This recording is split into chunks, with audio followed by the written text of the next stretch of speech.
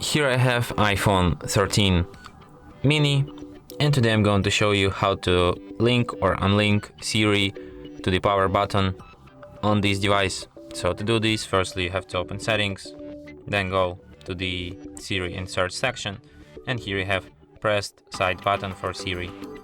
Then tap enable Siri, and now by holding down power key you can enable Siri.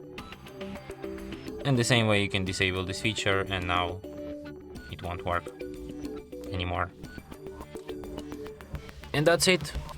Thanks for watching. If you find this tutorial useful, don't forget to hit that like button and subscribe to our channel.